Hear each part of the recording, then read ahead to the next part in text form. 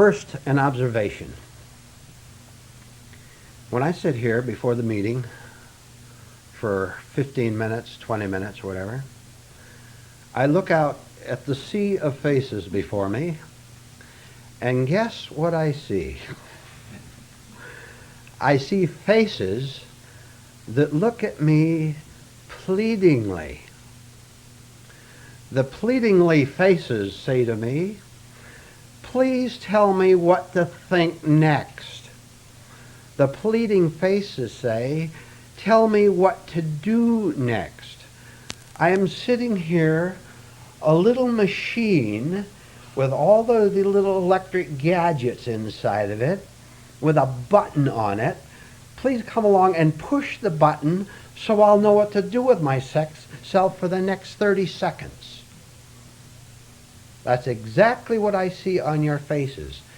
And that's exactly why I let you sit here and suffer, not knowing what to do with all this energy that is inside you. If I push the button mechanically, you'll get nothing. If you learn to understand that you have to do it yourself, from yourself, your consciousness, your understanding has to push your own mechanical button. I'm speaking in figures of speech, do you understand? Then it is right. Then the higher sets the lower into motion, such as our laughter of a few minutes ago, which is good.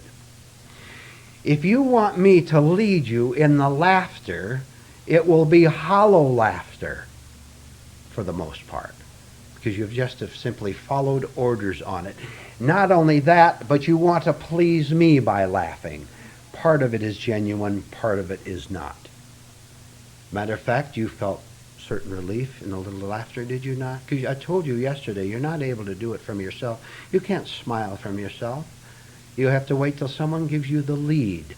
And I've told you 2 years ago, even if you do it mechanically at first, 99% mechanically at first, 1% consciously, you walk into this room and make an effort. You can do it. Be pleasant to someone on your own. And still waiting for them to take the lead so you can say, now I'm safe. I can smile back. Why don't you smile first and be the recipient of a scowl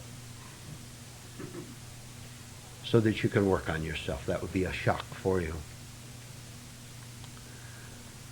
Aren't you aware of this, of what your face is telling not only me, but everyone you meet? You're not, because you've never looked at it. Try sometime turning the arrow back to right up here, not only to the physical expression, that's part of it, because the physical expression will tell you what's deeper, what's in back of it.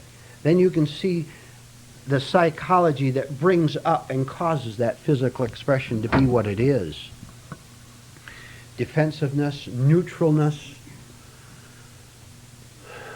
Many of you here, and I've told Joan this many times right in this class, one of hers is a blank expression. She plays it safe with a blank expression. And there's a lot of anxiety in that. This is her defense. Well, if I don't express anything, no one can leap on it, no matter what it is. If I'm smiling, they can't frown at me, so I'm safe. Or if I frown, maybe they'll be too afraid to talk to me, then I won't have to think of something to say to them. Why don't you just let go and be natural?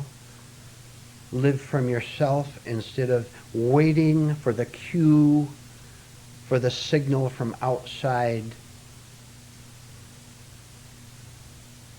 Wouldn't it be nicer to live from yourself instead of from someone else?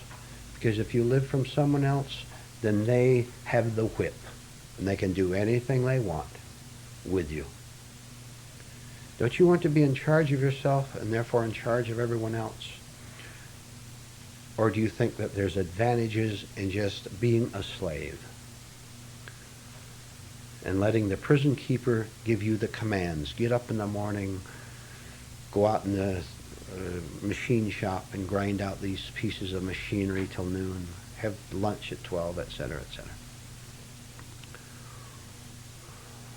There is no fun in being cared for, believe you me. If you want to be cared for, your caretaker will whip you and threaten you and intimidate you and take you and steal your soul. A man in prison has everything taken care of for him. He doesn't have to think. A man in the army doesn't have to think. Just be a little machine that takes orders from your superior officers and will feed you, give you a house to live in, a barracks to live in. And oh, by the way, if we ask you to die out on the battlefield, you have no complaints. This is what you've asked for by asking me to be your commander-in-chief. Watch for the catch. When you want security from society, the catch is always there. Okay.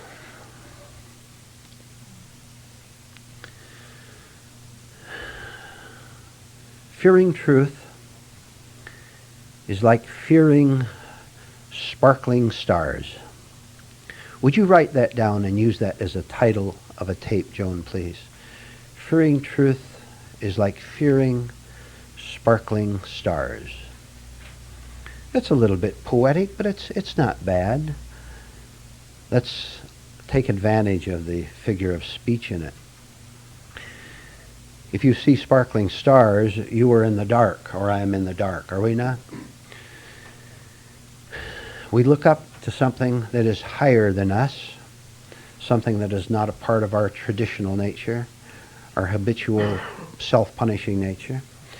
So we look up to stars, something we can't reach but we know is there. And in our darkness, even in our darkness, we can begin to comprehend that there's something besides the darkness, which is the sparkling stars.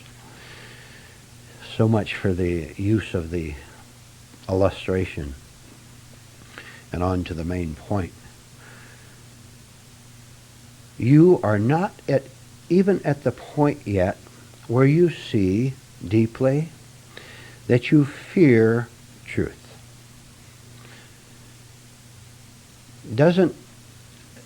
Haven't you ever felt that truth is the enemy?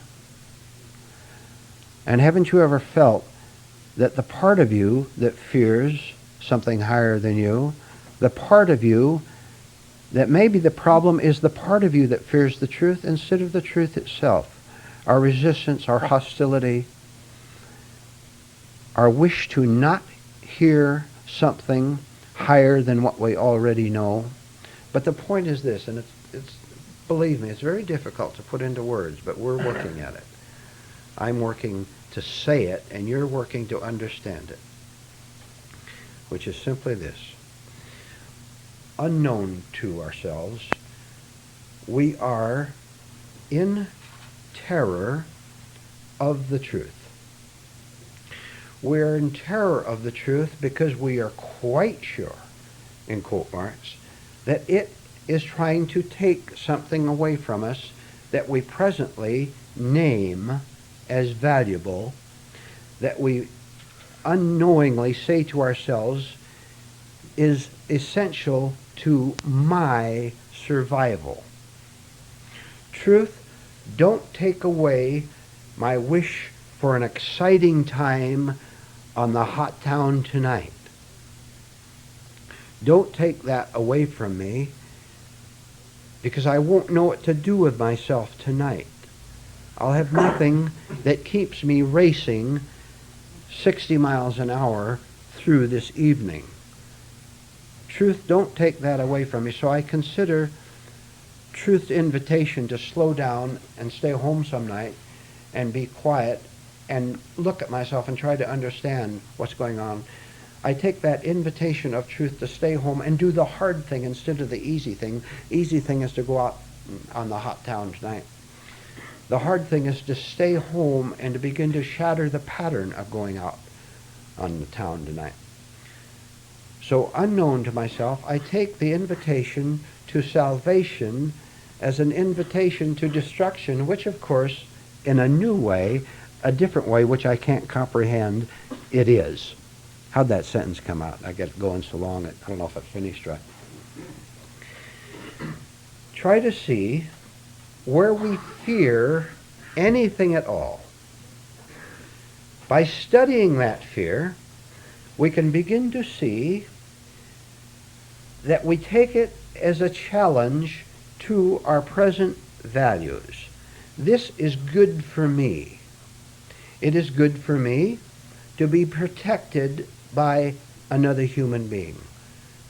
My wife, husband, parents, by that organization I belong to, by belonging to that political, religious, social, educational organization, by belonging to it, I feel a certain security. Can't I look at my feelings as I'm driving toward that organization, as I'm seated in that hall where the speeches are going on, the lectures are going on, the sermons are going on? Can't I see that I'm ambivalent, that I'm contradictory? Can't I see the pain in the pleasure of being in that hall with good old Tom over here and good old Mary on the other side of me? My other friends I recognize 2 rows in front of me.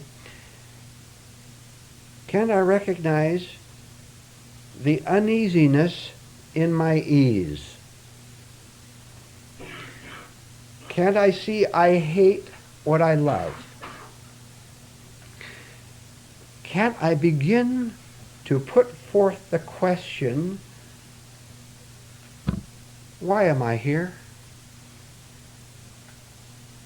What do I want from being here in this hall tonight? This excitement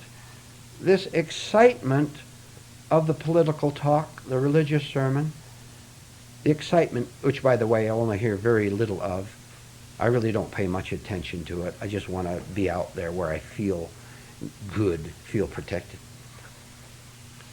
Can't I see that the excitement is not natural? Can I see that looking over there and talking, waving at good old Tom over there, and he waves back? Can't I see at the very time I do that I'm empty? Tom can't give me a thing. The 500 people in that auditorium, not only can they not give me something, but can I go deeper than that and see that Tom, Dick, and Harry, and Mary and Helen and Martha are actually stealing something from me? But they're stealing from me because I am trying to steal from them in the same way. Am I not? Tom feels the same false security and confidence when I wave at him as I do when waving at him, but he doesn't know that. But I'm beginning to work on myself, and I'm beginning to see the false atmosphere of where I am. When I do this, it makes me shake. It makes me tremble. Already I can begin to recognize that I'm fearing the truth that is trying to get me out of that stupid hall with all these scared human beings, all these hostile human beings. Already I could see my reluctance to leave the wilderness and start my journey back to the Father's home. The prodigal son is scared to hear the call back home, isn't he? Aren't we? Yeah. Don't you get scared. Now don't tell an untruth. See how gentle I was? I did say a lot. We're afraid of what is being given us here in this room. Can you be aware of that and go against it instead of going with it and leaving or closing your ears while you're here? Do the very opposite. That is, If you're going to obey truth, which is right, then you must also go to the opposite on a certain level and disobey untruth. Think about that. It is essential for me to begin to disobey falsehood, which is the same thing as beginning to obey something that's higher than my present untruth. As a little side thought. If I see that I am scared of where the truth is trying to take me, if I see I'm scared, I can deliberately go ahead and do what I fear to do, go right into it, follow my own lustful sex thoughts, follow my own greed for money. Lots of money. I want lots of money. I can follow that greed instead of condemning it, instead of feeling ashamed of it, or instead of feeling proud of it. I know what I want, lots of money. You get lots of dough. That's what it's all about here on earth. You want to talk philosophy to me, I'll talk money to you. Follow that and see, first of all, how much it takes me over, how it's my whole life, whether it's, if I can make 50 cents on this deal, that's better than making nothing. I have 50 cents I didn't have before. And therefore, I'm somebody who can do something. I'm somebody who can make 50 cents. Or I'm somebody who can make $1,000 a week. That makes no difference. They all contribute to what I call me. If I can carefully follow everything that goes on inside of me, follow it instead of fear it, I will begin to understand that it is indeed not a basic, natural, essential part of my nature, that I have believed in it, the greed for money. I have believed in it because I have believed in false values, namely the false value of who I am and what I have to achieve in this life. Now, instead of fearing the greed, which is truth trying to teach me something by observing the greed, instead of being afraid of it, I can begin to dissect it, take it apart, examine it, and see what it's all about. Until I come to see what it means to not identify with anything at all that happens inside of me. As I begin to understand this, a new battle begins to form in me. This is one of the most fascinating features of the way back to the Father's home. Father with a capital F, of course. Capital H, too. The next time I get the notice that the political meeting or the religious meeting is next November 1st, I get the notice in the mail and I look at it. For the first time, I'm in a little bit conflict. I wasn't 2 months ago when I got the notice, the monthly notice. I was no conflict at all. Something to do. Next meeting. I've got something to do. That's taken care of. Now it bothers me, right? It bothers me because I've been working on myself and I'm divided, but something else has entered. I am aware just that much that I'm divided, which means this. I want to go to the meeting, but I don't want to go. For the first time, I understand what I heard so many times in the class, that my name is Legion, that I'm not one person or two persons, but maybe 50 people, but at least I can see two. One part of me, one man says, go to the meeting, have a lot of fun, go on down there and have the punch and cookies and all that stuff. Another part says, don't go because you already, sir or madam, sense the emptiness that will be there when you go. All right. Whichever I do is not important. Whether I go or stay home, believe me, is not important. What is important is for me to study what happens whatever I do. But suppose I go. Suppose I go. if I go, I'm going to begin to get miserable. The misery consisting of sitting there, listening to the talk, applauding at the right time, waving to Tom on the other side of the room. But I'm scared because I'm beginning to lose something, right? I'm beginning to lose my values, lose everything that has made me one of the gang. Everybody likes me. I know that. We talk to each other and here, have another cup of punch. Truth is telling me not to give up anything, but to understand something so it falls away. But right now, I'm in conflict. Great. This is entering the lion's den, isn't it? Suppose I made the blunder of staying home, telling myself, I'm staying home because now I'm spiritual. I've given up the world. Heaven help me, right? I must do what I must do. Whether you go to the meeting or stay home is what you are. That is what you must do. You have no choice. If you pull a horse to the left, does he have a choice? He goes to the left. You pull the horse you're riding to the right, the horse goes right. Does that horse have a choice? He obeys the master on his back.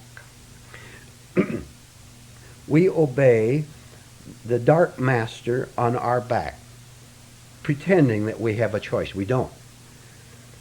We're beginning to understand that we don't have a choice, that we must obey. And how do we do that? If a horse was able to do it, which he isn't, of course, if a horse could think, as a human being could think, he could say, I'm not a free will agent at all. I thought I was. But every time, in exchange for the oats, when I hear that pull on my mouth, I go left or right. I'm forced to go right. I'm not as free as I thought I was. Continuing the horse analogy, he could begin to say, get off my back. I don't want your oats. I see a lot of green grass out there. And he kicks off the rider and the saddle and the bridle and the bit and rushes out to the green grass and is a free horse. You get the point. So whatever I am compelled to do, instead of fearing being pulled left or right or go to the meeting or staying home, instead of fearing that, I go. As if I have any choice. There's a machine, a horse, so I go. But I go with a determination to understand what is happening to me internally. And one of my best teachers is everything that happens to me externally. Something happens with that man, that woman, that talk. I study the speaker, for example. Maybe I study the faces of certain people who, because of the seating arrangement, I can see certain people seated over to my right. Say I can see 6 people, 3 men, 3 women, over to my right. And I'm beginning to put these things into operation. And I watch their faces, and I begin to see that they are under the spell of that dynamic speaker. And that's why he's the speaker, because he's dynamic, not because he's smart or intelligent, but because he has power to dominate and to say, I will tell you what to do. And the 6 sheep sitting over in view, in my vision, I'm watching them to see something that I learned in class, that sheep will always obey the wolf up on the platform. And I see an astonishing number of things. I see the fixed look on their faces. They're looking up. They're entranced by him, because every once in a while he'll get a strong point in, And I can even see them maybe tremble or getting ready to applaud, but they wait to see the next. They can't even applaud on their own. They wait till someone, the first mechanical man, then they catch it up. Have you ever noticed that? It's swell. Or he says something funny, and everyone starts to laugh to one degree or another. He set them off. I see endless things. And I see that those 6 people over there, for the first time I can connect their facial expressions and their behavior with something I heard in class, that human beings are machines and that they are lost. And I also see, and I get scared at this truth that truth is trying to get into my thick head. I see that those people, that Tom and Mary and Helen and Bill, they are not my friends at all. Boy, I'll tell you. Now look, I can only go so far in putting this into words. You had better go into the shocking feeling of seeing deeply what I just said. Those 6 people who you've been studying and you begin to suspect are not your friends, because you saw some hatred in that one man's face, and you suspect if he's hateful toward that man, he can turn toward this man right here. And you suspected all along. Remember that little sarcastic look? It was very sharp and fast that you caught. All right. You're beginning to see that not only are they not your friends, their aim in life, their sick aim in life, is to be your enemy so that they can profit from you being their enemy while calling you their friend. They want something from you, which is why they'll hate you if you eventually die within yourself enough to the point where you walk out of the group. And by the way, I said the other day, and let me repeat it, don't be a martyr. If you disappear quietly, you'll keep the water as calm as possible. But if you're sick and say, I'm now spiritual, goodbye, that's part of your sickness, right?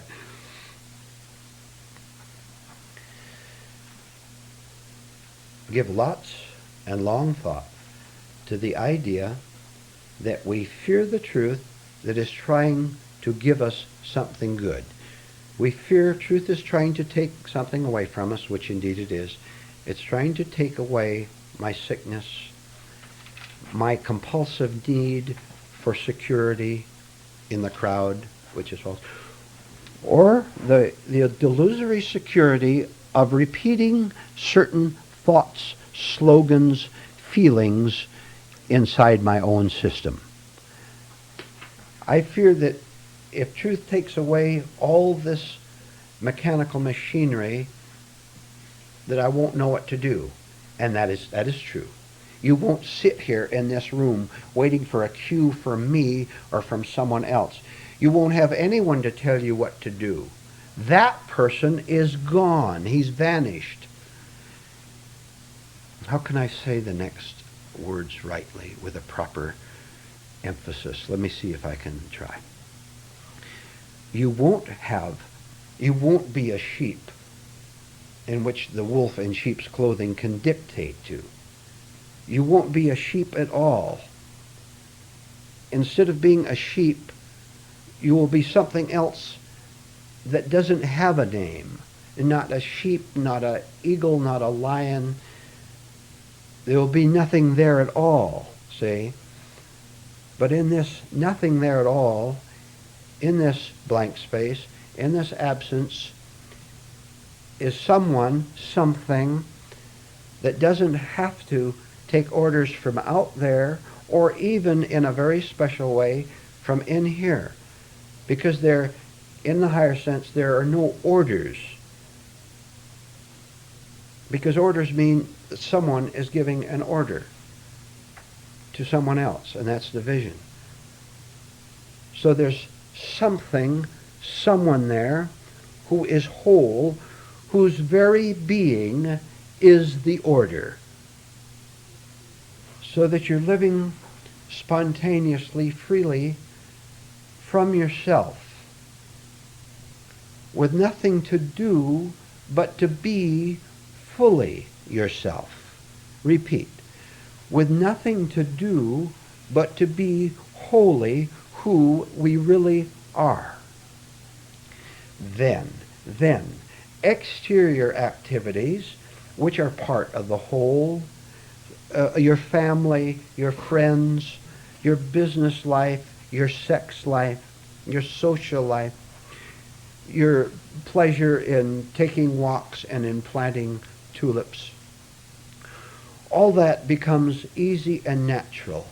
And you do it not because you are looking for something to do, but because God happens to be expressing himself in you, in this gentleman, in planting tulips.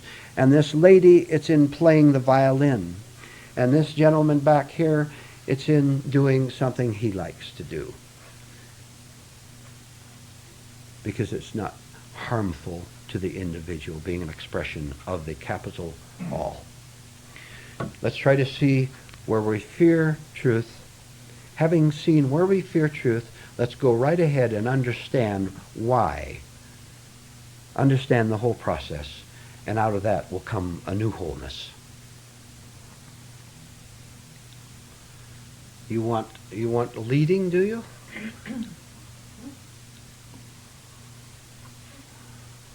Someday, some bright, happy day in my life, I'm going to see one of you both so eager to ask a question that you'd really like to go into, and also so unhypnotized by the atmosphere that you will take a little right initiative and raising your hand and saying, "This I would like to know."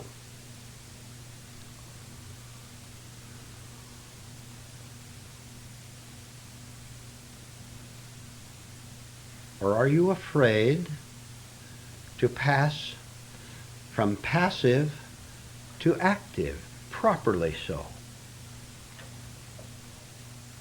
You are all passive in these lessons, these higher lessons.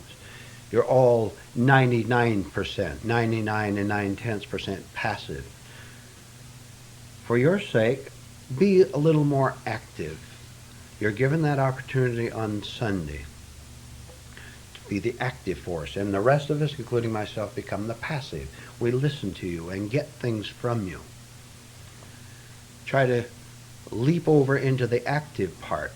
Never mind how stupid your question is, if it is, and if you get chastised for it being a dumb question or a wrong question, then take that.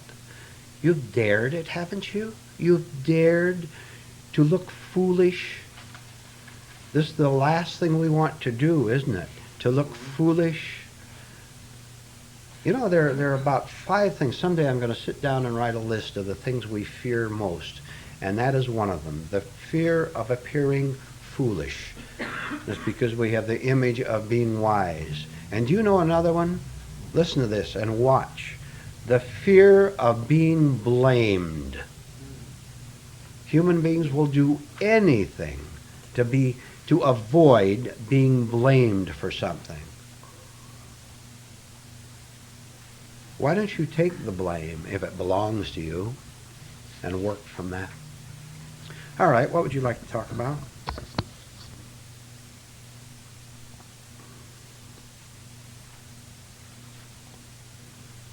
What question would you like to ask that you fear there might not be an answer for you? For example, you might unconsciously fear that I may not know the answer. Did you ever think of that?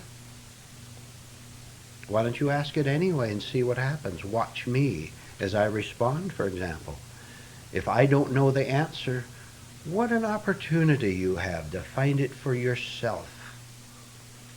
It's right. You gave that girl a shock last night, and that's the lesson at the same time, right? Repeat that. Last night, the girl you talked to, you were really giving her a shock and giving us a lesson at the same time. Oh, yes. I was talking to everyone as well as her, and I pushed it just a little bit. It wasn't too, you've seen it go a lot farther than that, because her attitude, at least on the surface, was more or less not too bad. If I'd saw her suddenly stiffen up, then I would have stopped, see. You want it or you don't. If you don't, get out.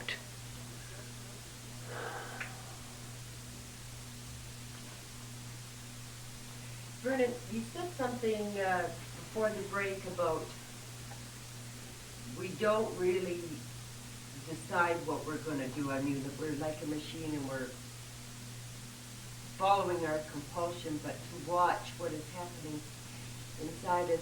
Is this, we never make a conscious decision on our own as yet? Who would make a conscious decision? That sentence has about 50 things in it. Who would make a conscious decision? First of all, who would make a conscious decision? If I am conscious, is there a who? And would the decision be one which would have an opposite to it? You know, would there be any conflict in, could there be a conflict in a conscious decision? Or is consciousness understanding? I like the word understanding better. Understanding with a capital U, isn't that always undivided? Look, I make decisions. You make decisions. That will have an opposite to it, won't it? And the decision I make will be based on the decisions I've always made, based on my conditioning and based on my belief that I must preserve and protect myself at all costs. But is this I who's making that decision? There's no I there. There's only a mechanical flowing of my acquired ideas. I am not that idea at all, but I think I am. I want to become, I've been poor most of my life. I think I'll invest or start this business or do this or that, commit crime to get rich. Who is saying that? Is an entity saying that, or is an idea simply running through the mind which the man or woman sees and says, I have made the decision to get rich. There's no I there at all. But other I's make us think so, because another I will say, if you get rich, you will be loved, respected, and as if you will, of course, and you'll have a nice big comfortable home like your friends have. You won't be considered a flop. All this is delusion, isn't it? If we were sane, we could say consciously, I need to go out today and make $10 to give myself bread and tea. There's no division in that. There's no division even if you go out and no one wants to hire you. No one wants to buy your apples. No one buys your apples, and if you're conscious, that does not put you in division. It may make your body hungry, but it doesn't put your spirit in division.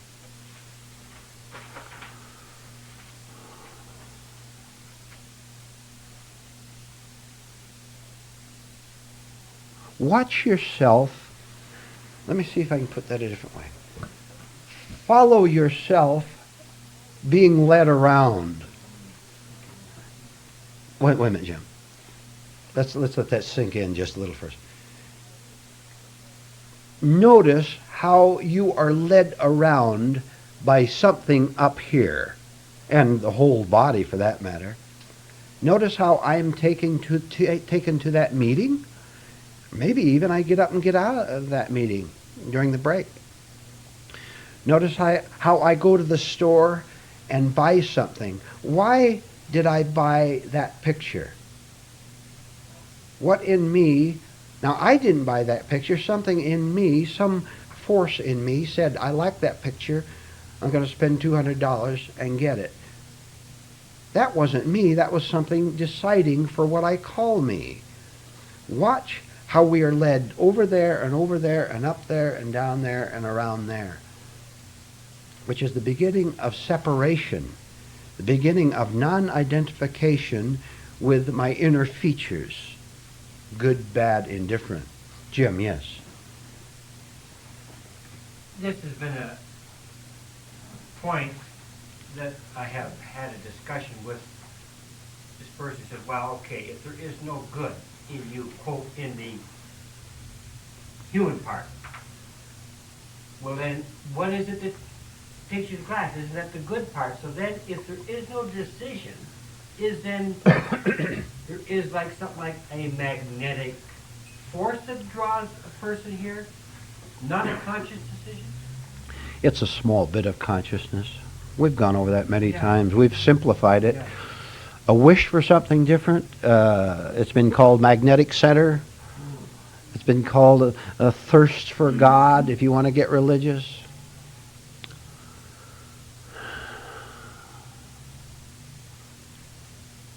You know, watch yourself being drawn to this class, or watch yourself going away if you go away for a time. Watch what happens. Watch how you're in conflict over it. You know, if you've got anything small right in you, you will be disturbed. You will be disturbed by not being here because you are hungering for your Father's house, but you still love the attractions of the wilderness. Can you simply see that? That could be a call back, could it not? And watch all the forces. Follow the forces that tell you, for any reason at all, not to come to this class. That'll be a lie, I'll tell you. I don't care how cleverly you lie to yourself. You'll never ever convince yourself that it's wrong and bad to come back here. Some people, not all, some people who come here for a while, you know, maybe several weeks or months, and then go away, go into deep, deep sorrow, deep pain, deep conflict back and forth because they've had a taste, and that taste can't leave them. Have you ever had this experience with this class? Just a minute, please. That taste can't leave you. Boy, now you're in conflict, aren't you? You want to come back, but you don't want to come back. How terrible. All right. Begin to disobey the lie that tries to keep you away. Disobey, which is obeying truth, is it not? And come back. Never mind what the voices say. Come back and see what happens. You're defying the devil. Write a sentence down. Defy the devil, exclamation point. Defy the devil. And by this time you know where the devil is living, don't you? He's living in hell, and where's the hell? Yes. Alicia. Well, as you were talking about that, I went through that experience when I left the meeting. It was all the time that in the back of my mind, anything that happened that wasn't compelled what I was expecting outside there, the so-called good times, so-called friends, and everything else. The meetings was back of my mind. And I wanted to come back, but I didn't want to come back. I was afraid of the rejection, afraid of something. Do you connect your going away with what we talked about earlier, fear that truth is trying to do something bad to us, trying to take away my happiness? Get that.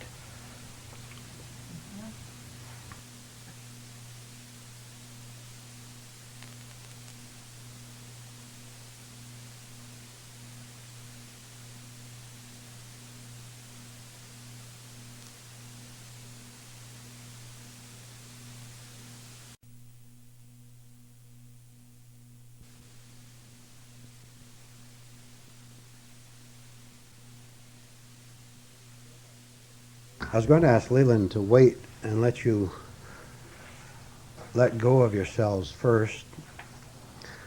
So why don't we do that now? Why don't you just let go of what you were doing out in the other room there, or what you were thinking about, or what had captivated you, or what scared you this week that is still coursing through you unbeknownst to you because you never noticed such things. How many of you have been scared this week? See the hands of the scared people? Will you agree with me that to be scared, to live in fear of people and of life in general is a pretty terrible way to live. Would you agree with that? Would you agree? Would you agree that a life lived in fear makes no sense at all? If you're afraid and you have a career in front of you that looks promising, or if you have a marriage in front of you or an unmarriage in front of you, or if you're still young and the world looks beautiful to you because it has knocked you around enough as yet, and you're the cause of it knocking you around, by the way. Maybe you haven't noticed the number of things that scared you within the last hour. Looking at someone's face coming into this room,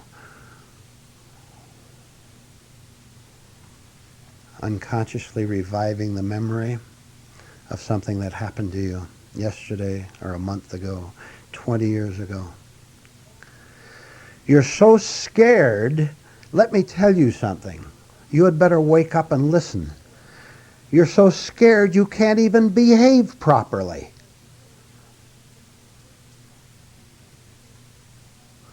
The smallest challenge, the smallest unexpected event can terrify you and confuse you and ruin your little life for you. I think it's a pretty good idea if we go into this matter of fear a little bit. But you had better be quite aware of how much it has captured you, how it even dominates everything you do, think. It dominates where you go. And it makes you so tensely careful. It keeps you so tensely prepared all the time that you have no life of your own. When I say you're tensely prepared, you understand what that means? You have your stock phrases ready, don't you? You have your stock set of reactions ready, don't you? All of them usual, familiar, all of them painful, and you don't even see the pain in what you call your self-protection. Why on earth don't you let things happen? Oh, now we see why. You don't let things happen because that would leave you out of it, right? If you just let that event, that unexpected occurrence, down at the office or in the home, or inwardly, your health, anything, if you just let it happen, you wouldn't have anything at all, would you? Don't you understand the fear and the madness in deliberately creating a crisis out there? Get this. In order to experience a crisis in here, for without that nervous crisis that you painfully enjoy so much, without that painful crisis, you think you'd be afraid. Did you hear that? You are afraid that if you don't create a crisis, a fight, a disappointment, a gloom, if you don't create that inside yourself, you'll be scared. Don't you see what we're doing? Can't we see the illogic, the nonsense of trying to do something to keep away fear when it's the very thing that creates and perpetuates it?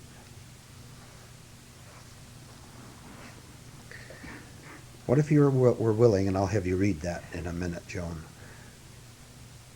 What if you were willing to let an event teach you something that you don't know up until this point of time? Whatever the event is, and you can watch yourself being made scared by it, be made timid, uncertain, doubtful, and therefore put on a false front, which we always do when we're scared. That phony front, hoping that we won't see it and he won't see it. What if we left the event all alone? What if you didn't try to do a thing with it, but at 20 minutes to 8 tonight, you were new to everything that's happened or that will happen. Some of you very likely have events going to occur tomorrow, perhaps next week, another month, something that you know will happen on the social level, everyday level, something that's caused you concern, maybe something longer range than that, again in connection with your health, maybe a year off, maybe a crisis you know will sooner or later meet you. Why don't you leave it alone? Why do you create the crisis at all by thinking about it? Not that ignoring it in itself is what we're after. What we're after is to meet it very intelligently, very freely, when it does come, when it comes in time, but to meet it with a self that has no time in itself. So there's no clash with time. There can't be a clash with time because you and I are not living in it. I don't know what on earth that crisis can do to me, except as I want something out of it,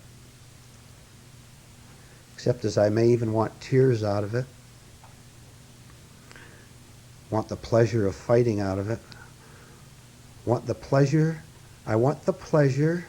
of being afraid of what has happened or of what's going to happen. Because then I'm involved in it, and I think at least I have a life. It may be a pretty miserable life, but at least I'm alive and you're dead. But you understand that this world is populated by dead human beings, to use that blunt word. Don't you know that? What do you think your condition is, by the way? What do you think do you think you're a conscious, awake, harmless individual? Or do you hurt people just by being what you are? Some of you, I look at your faces and you're enough to discourage anyone. That's right.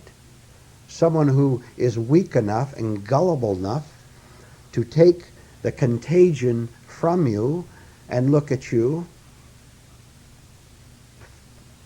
I'll give you an order right in this class. You listen. If you ever see another depressed person in this class, another discouraged person, another scared person, another angry person, I forbid you to believe in it.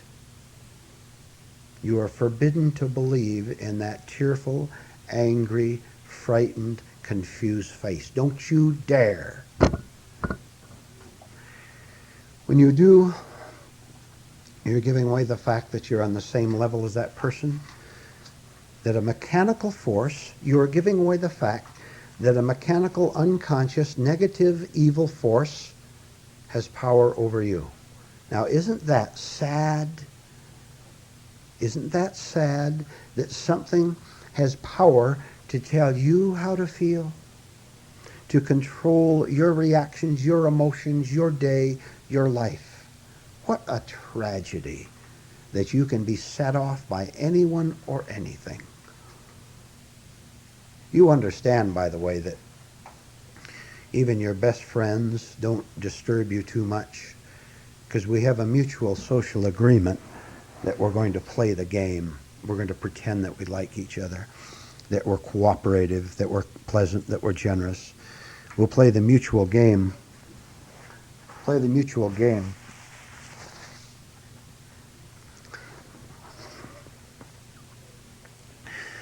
So as to prevent each other from getting the shock. This class, one purpose of this class is to rise way above that and to give each other, as much as we can take, even here, the shocks that are necessary to show us the actual basic cause, the fundamental cause of us being afraid. You're afraid because you're afraid to be who you really are. You're afraid because you're afraid to be who you really are. Now, having said that, change it just a bit. You're afraid of giving up who you imagine you are, but you don't know. You have no comprehension at all that you are an imaginary person. You think you're real, and I'm telling you you're not real. Because a real person cannot be scared. Repeat.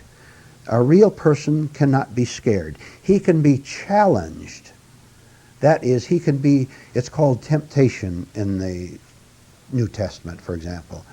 He can be challenged by that angry person, by a mad world, by people who demand from him. But he can't be taken from them. He can't be influenced. He can't be dominated. Can't be bullied. Do you know that you're being bullied? Because you're being bullied when another person's behavior can make you jittery. You're being bullied and you are consenting to it. And that, of course, is because you have no strength in yourself. Joan, would you read the last two sentences, the top of the two first, please? Listen to this, please. And can you catch it on the tape? No, you mean the Read the middle? first one twice, please. First The one middle twice. one twice. Middle one twice, all right. Yes. You can do the right thing only when you have exhausted and been exhausted by the wrong thing. You can do the right thing only when you have exhausted and been exhausted by the wrong thing. I'll take it now, yes. You understand that why you and I can never do the right thing? How can artificial personality, how can an accumulation of mental junk, how can fantasies, how can hypocrisies and lies ever do the right thing toward both myself and toward you? I can never do the right thing. My human personality has no capacity for doing anything right except on the everyday level. A psychopath could invent a machine that would help the world dehydrate water or whatever they do with machines on the intellectual level. But morally, if you want to use that word, ethically, decently, you and I have no power in ourselves to do anything right, anything stemming from an awakened conscience. When I get to the point, when you get to the point, when I'm exhausted, as the sentence said, so tired,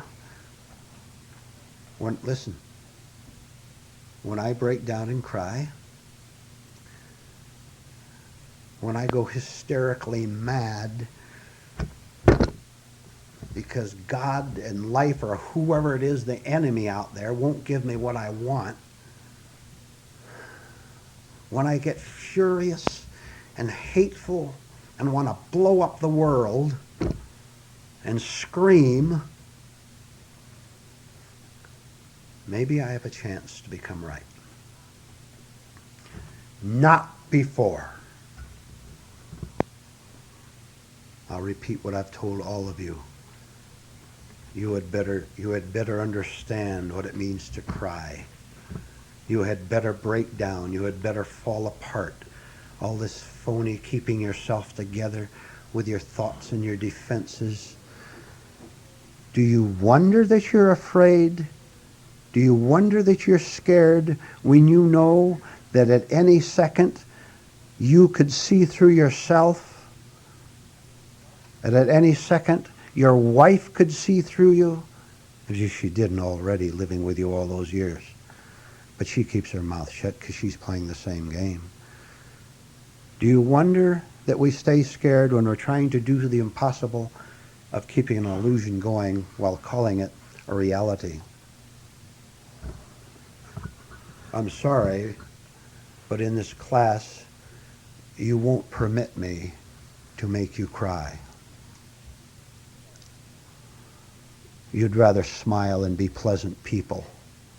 You'd rather keep the show going. You'd rather look forward to a better future. You'd rather live in your little closet of daydreams. You'd rather believe the lie that people like you. They don't like you at all. They're using you. They're exploiting you just as you're exploiting them.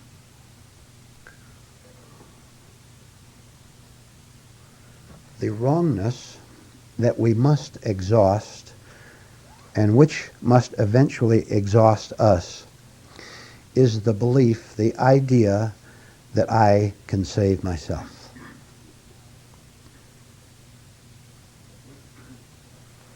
How on earth can I save myself when I've been trying 30, 60, 70 years?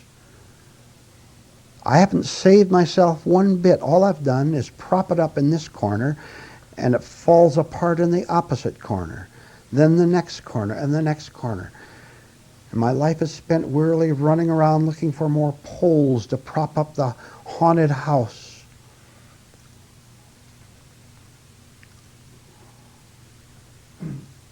As long as you insist on propping it up with your ideas, your beliefs, with your self-defenses, then 99% of what is said to you in this class will be wasted by you. Fortunately, we can start with the 1% that we are getting. Go ahead, you just go right ahead and run away. Mentally, even physically, many people have run away physically. You go right ahead and run away and never find the answer. That's exactly what will happen if you run away mentally or physically. But let's talk about mentally. Just run away. How can you find the answer when you run away from it? When you protect yourself like that?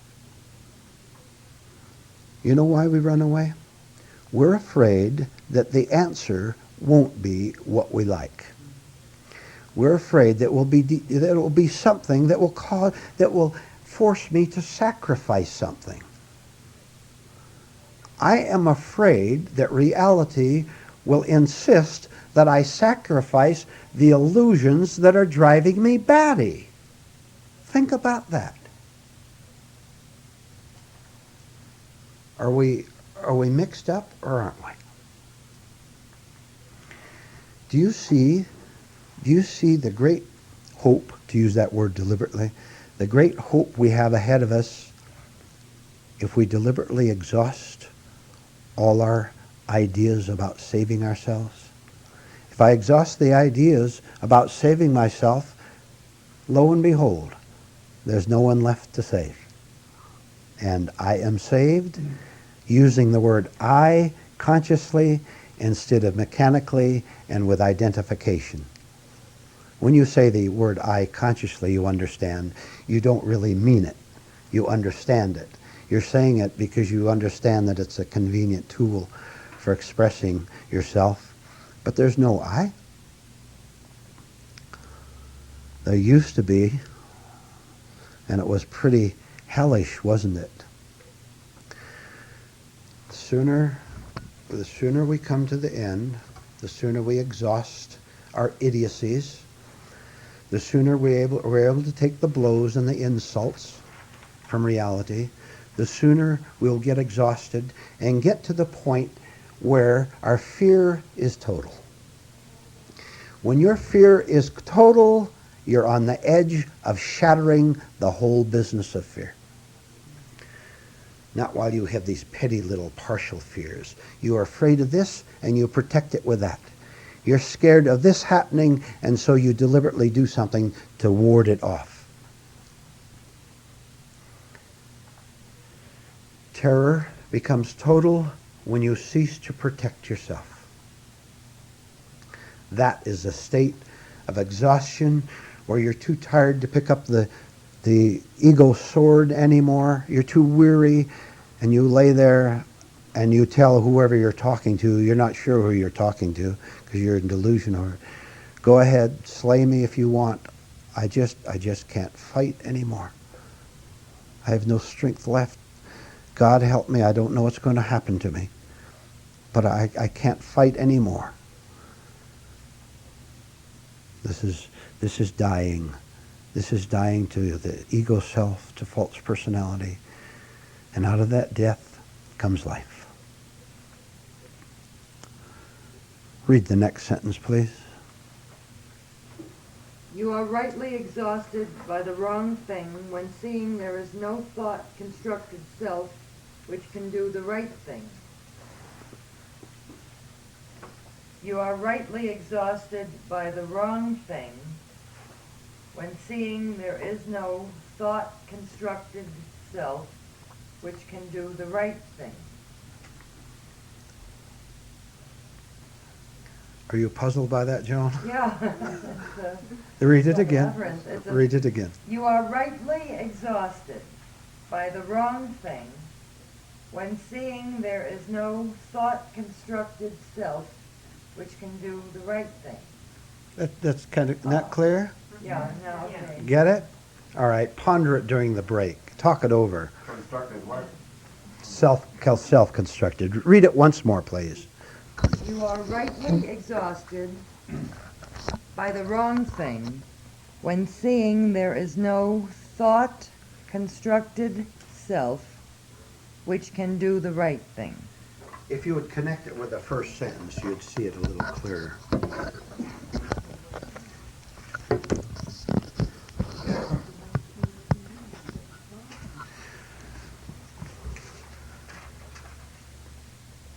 All right, Joan, read the top one now, and Juan, hold this again, please. You want me to? You're all right now. Listen carefully to this. Read it twice, and just listen to it, please. It's too much to write now.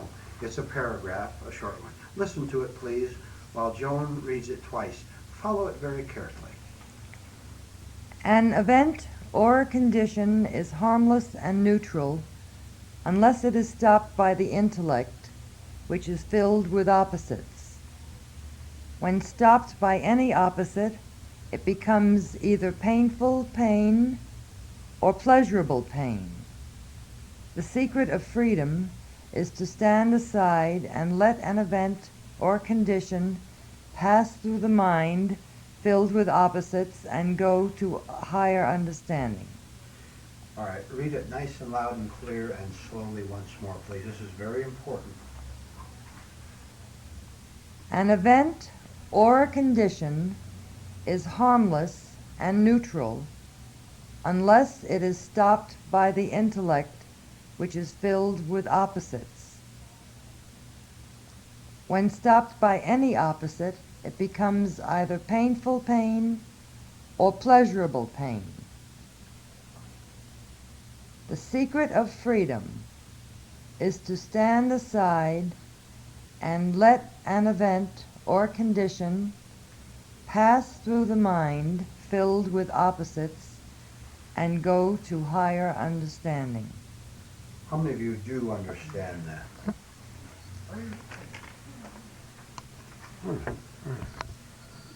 Rod, did you understand that?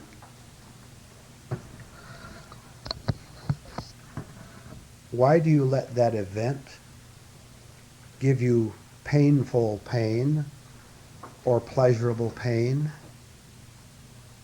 You understand? Why do you let the event give you a contrived, invented exhilaration or depression? Why do you let it? You understand why? In the first place, the event happens.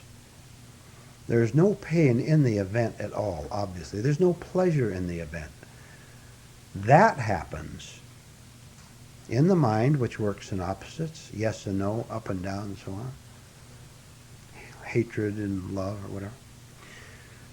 When my mind, through its conditioning, translates the event so that I get a vibration out of it, I am satisfied. The word satisfied in quote marks. If you say, you love me, I get an exhilaration, do I not? I get a pleasurable pleasure out of it. That's nice. He loves me, she loves me. How nice. It's nice to be wanted and loved and appreciated.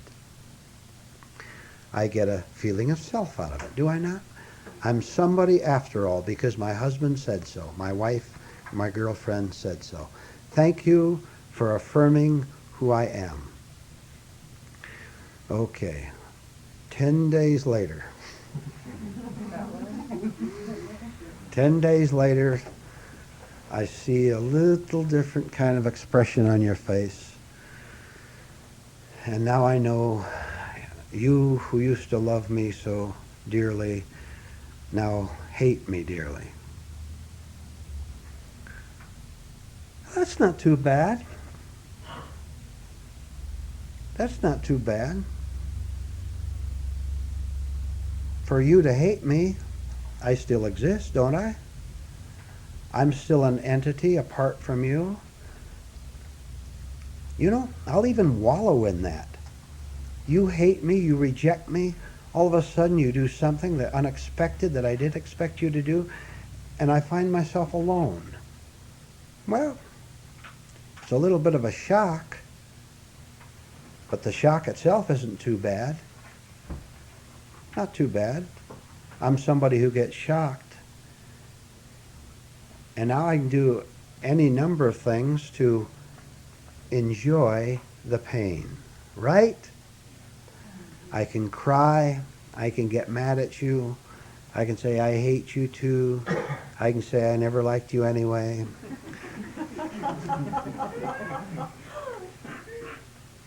My mind can run recklessly up, down, sideways, horizontal, vertical. As long as it keeps in motion, I have the delusion of security of being me. At first, I was someone worthy of love. 10 days later, I'm worthy of hate. Not much difference, is there? They both reflect on who I am. You can have these opposites if you want all your life. By the way, you had an experience, something like that? You have, haven't you? All right.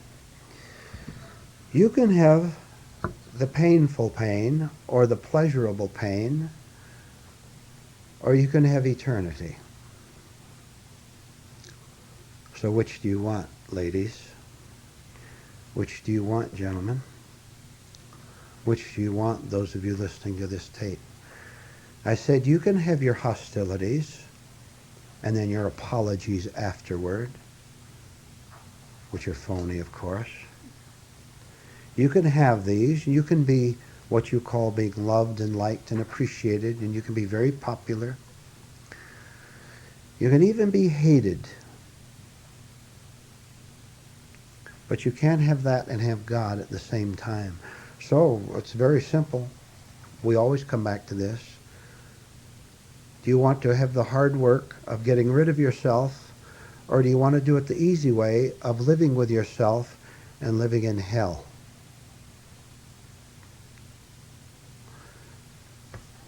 These things we've talked about up to this point are to be understood by us.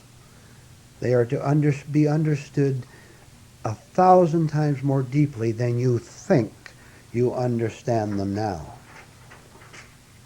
How many raised their hands when I said you understood this? How many raised their hands? Let's see your hands again, please. Jean, you're backing off. This far I Yes. How many of you are going to go out tomorrow and get your feelings hurt? Who raised your hand? All right. You understood it intellectually, and that's good and necessary. Now you work on it, and you remember this. You remember this the next time you're tempted to try to keep yourself falsely alive by pain or pleasure. You have the courage to have the sacrifice to sacrifice both sides of the coin. One is just as bad as the other. Correct? You see why we have to sacrifice both?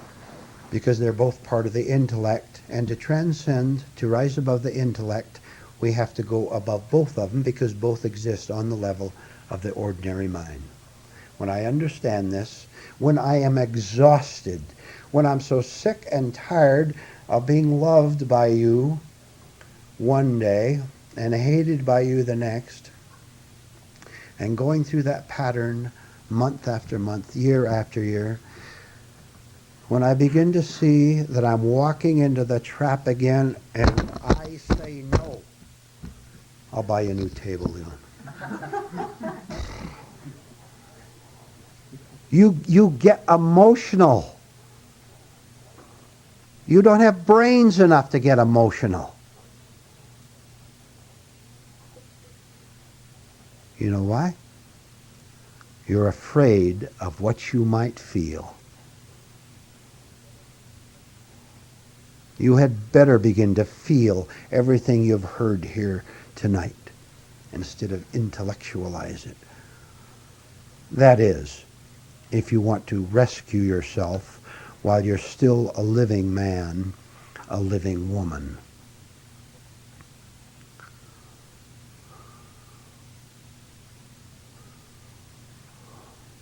Love eternity, not this life. Put eternity first. And watch how time will exist on its proper level, but will not exist as a factor making you who you are, that is, making you a creature who lives in time. Just think about that a little bit as we take the break. Love eternity. We refuse to examine our feelings for fear they will expose us. For heaven's sake. We fear to examine our feelings for fear they will expose what a phony we call ourselves unconsciously. Suppose you could look at a feeling. How about a sex feeling? Nice strong one. You know, you like that woman you look at down the street there. You like that man, ladies. And you've had a little ounce of courage to examine your feelings. And so you see that you would like that woman. You'd like that man sexually, romantically. Oh, never mind the romance. Make it sexually. That's where you want to end up.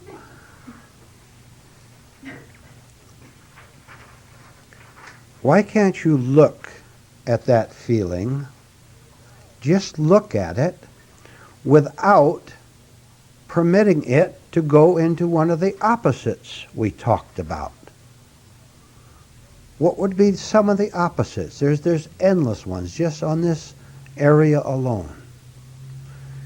You look at the woman, you have a sex thought, sex feeling, sexual arousal toward her. You look at the feeling in yourself. Now, what do you do with that? That's the question. What do you do with that? Why do you do anything at all? Why do you even say, well, it's all right to look at her that way. After all, God gave me these sexual feelings. They're good. They're all right. I'm not going to condemn myself for them. Which you already are you not? You're explaining to yourself,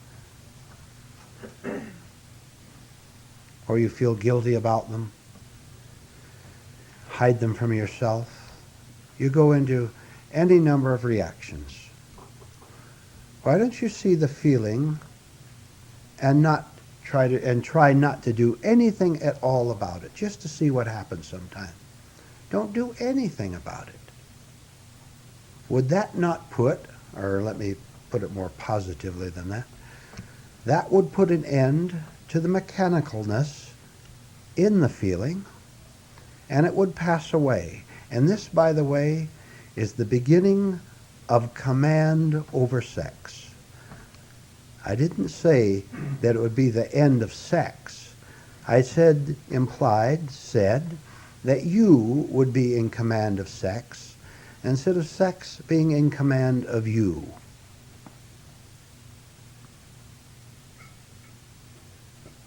and it's in command of you if you have any trouble with it in any way at all. But that is not the topic just for now.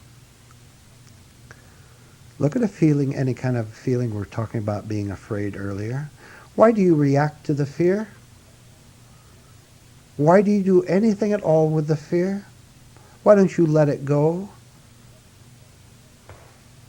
Why don't you do what Paul did?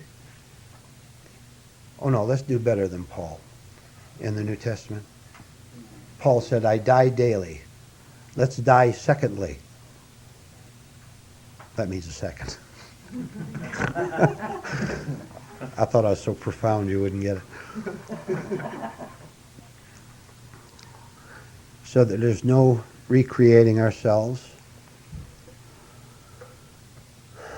no carrying ourselves forward in time at all. So I'll tell you what we're going to do right now, and then we'll have open discussion and questions if you have them. I don't know about you, but I'm going to be fresh right now.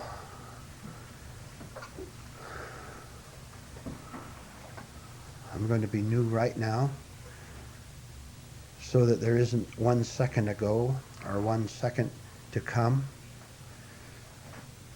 so that I have no anticipations at all, therefore no anxieties at all. If you want to be anxious, you go right ahead. Leave me out.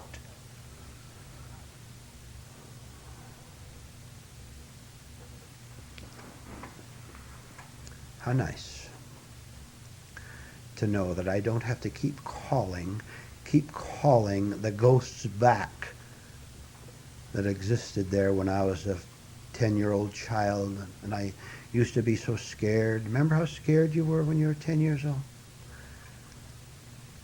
How nice to know that here I am, 30, 60, 70.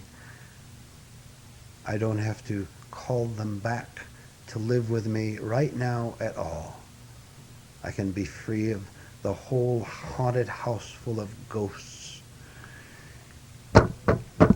And no event and no human being is going to force me to recall them. I've seen through the bluff. No, no thank you.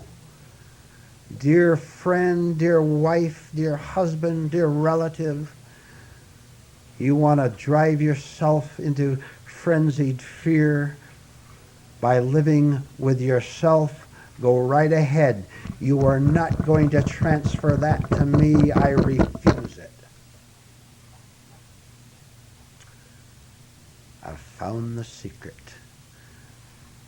I don't live in time at all. I'm out of the trap of time. Thank God.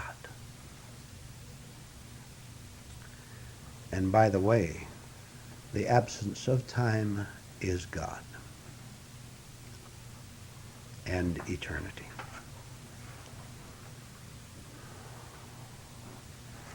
What would you like to talk about? We have lots of time.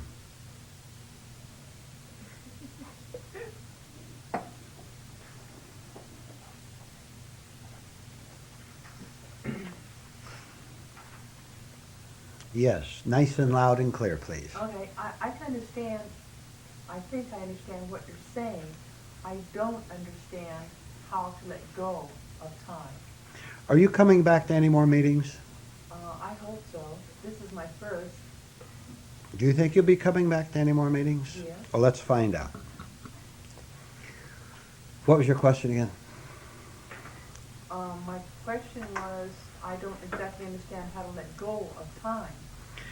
Yeah, you'll find out when you come here for a long, long time.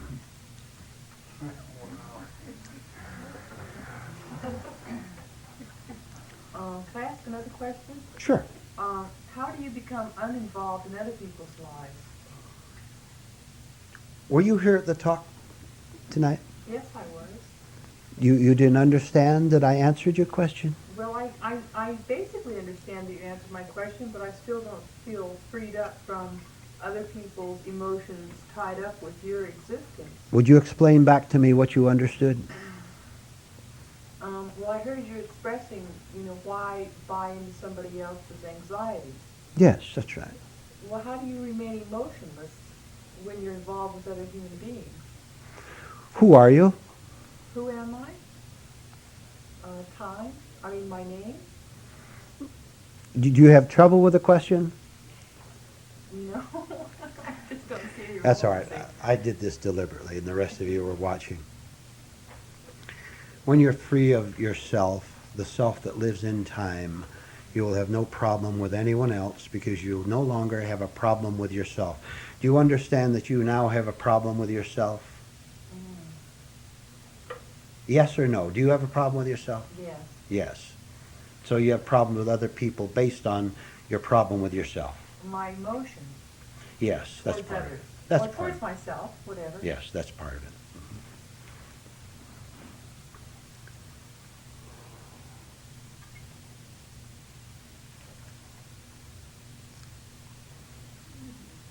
I find that the ego or the I wishes to solve other people's problems.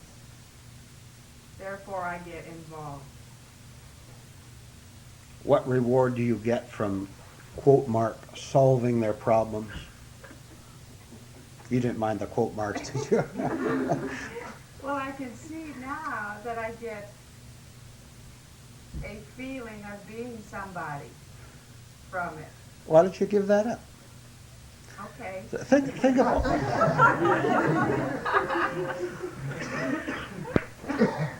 think of how you'll be getting your own life back if you quit going around saving the world.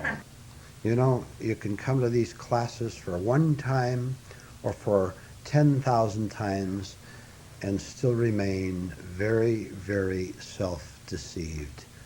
You can sit in this room and look at me and tell me the most outrageous lies, and you don't see through yourself, and you have no idea of how I see you as a liar. I don't see you with condemnation. I see you as a liar, and I see you as suffering from that. Try to see your contradictions. Try to see how you say one thing but intend another. That is, if you're earnest about all this. If you want to play games, and go somewhere else.